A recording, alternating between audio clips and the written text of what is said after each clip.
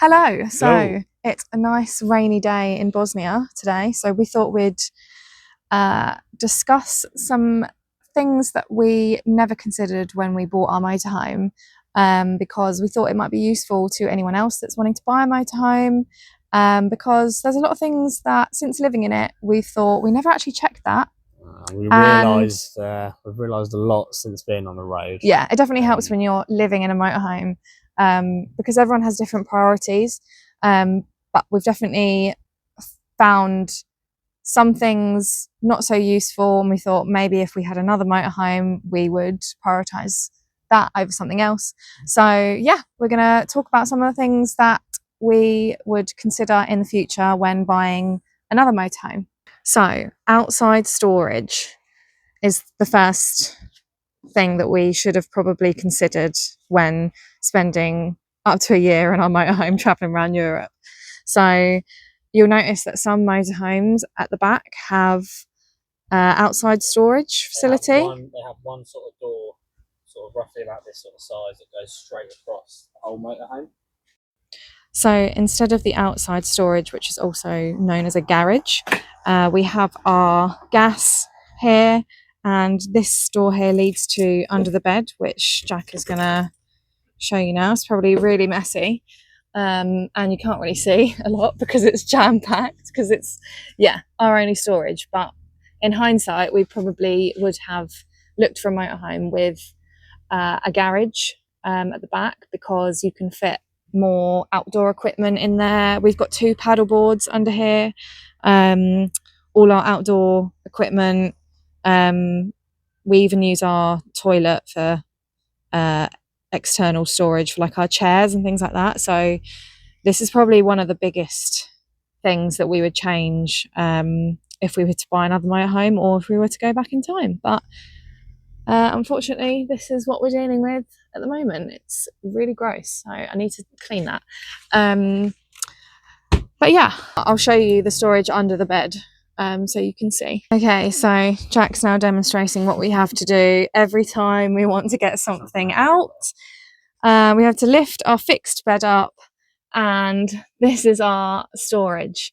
So you can get quite a lot under there, as you can see. We've done really well at putting loads of stuff under there, but yeah, it's just sometimes a bit awkward because you have to lift the bed up constantly. It's, yeah, it's a 2-man job really, because one of us has to lift the bed and the other one has to get on their hands and knees pretty much under the bed to get anything out that's right at the back, which is normally me.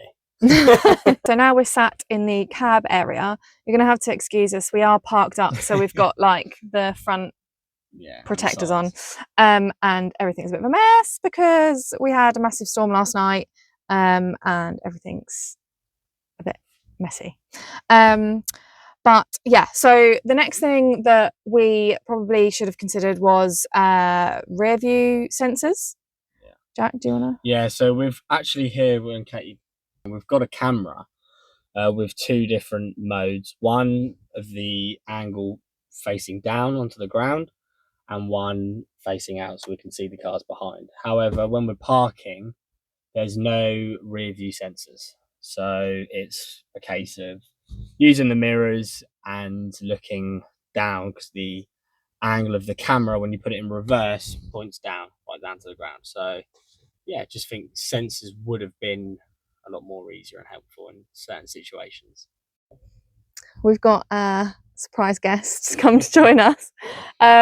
So another thing whilst we're sat in the cab, Luna, so we realised after we bought it that some of the electrics in the cab don't actually work. So where the passenger side is, the window electrics button doesn't actually work. Button here doesn't do anything.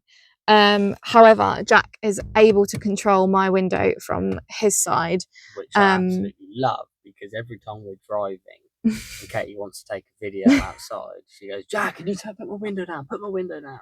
And also, when you're in Europe, obviously I'm technically on the driver's side, so I have to do all of the toll tickets, The border controls are all on my side, so I'm constantly having to put my window up and down, but I can't because Jack has to do it.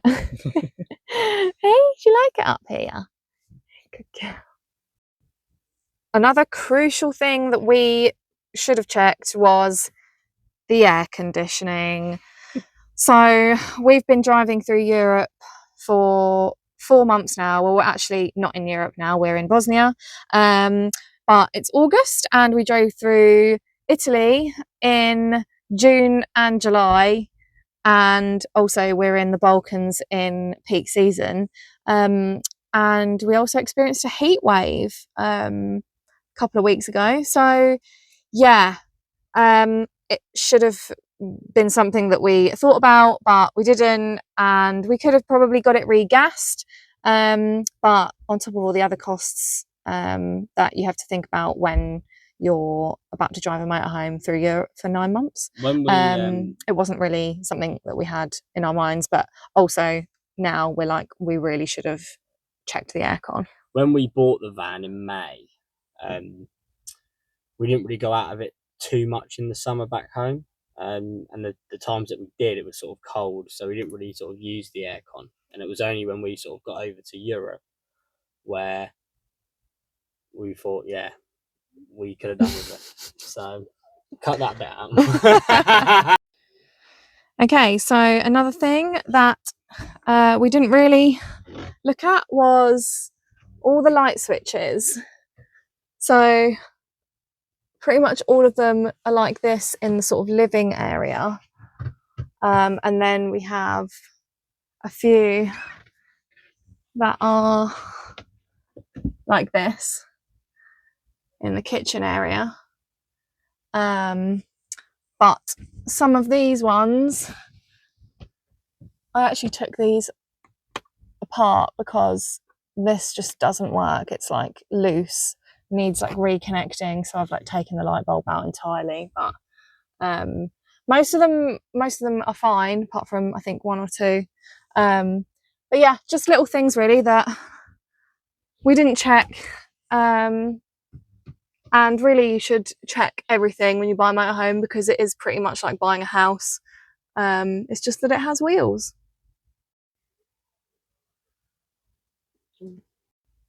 Okay, so we have a 4-berth motorhome. So technically, as well as the cab, we have 2 seat belts here. So legally you can drive 4 people. And technically it's meant to sleep 4 people. However, we've noticed that you can't fit 4 people in here to sleep, really. And this is an example of why you can't really fit 4 people in here. 4 adults. 4 adults. You could definitely probably fit a child. But even when you pull out this bed, so the whole thing pulls out. Yeah, but the slats that are underneath like this aren't very, oh Luna, yeah, they're a bit dodgy as well. They don't all fit in. Not all of them fit properly, but again, this isn't something we really checked. So yeah, that's a bit annoying, but we don't have children, we just have a fur baby that sits wherever she likes and sleeps wherever she likes most of the time. So hey, don't you? Yeah, example of that there. But yeah, I think in hindsight we probably would have thought about that or checked it just in case, because we've had a few friends visit us and unfortunately they've ended up sleeping on the floor, haven't they? So they have, yeah. But to be fair, most the 2 people that ended up sleeping on the floor are 6 foot plus. So yeah, and they were never going to get on the spare bed due to a non-waterproof tent. Yeah, we had a couple of both nights that they stayed was severe storms. So we were fine in the motorhome. Yeah. Okay, so this is the back of our motorhome, and as you can see, it's pretty empty. Something really annoying that I never considered was bike mounts. So normally the bike mounts are actually drilled into the back of the van. before you can actually fit a bike rack. So yeah, it wasn't until after, or like a couple of weeks before we were meant to be traveling, that we thought, oh, we could take our bikes.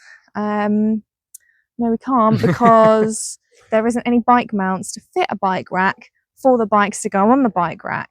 And we don't have storage inside the van to... Yeah, if we had outside storage, some of the garages are big enough to fit like a small bike or two small bikes.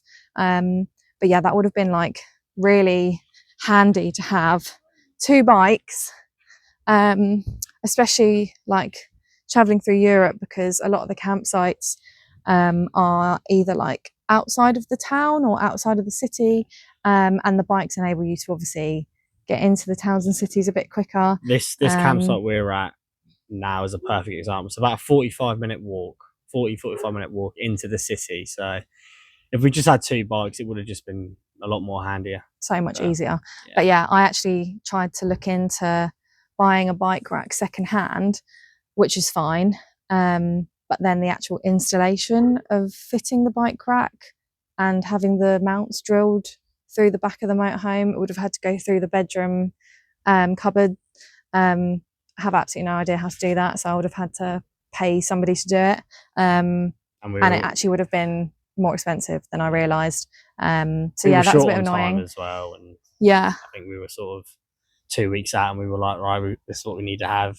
Yeah, and, you know. But that is definitely something that if you're thinking of buying a secondhand motorhome and you want bikes, check that the one you're looking at already has the mounts on the back of it, because that will just make everything so much easier.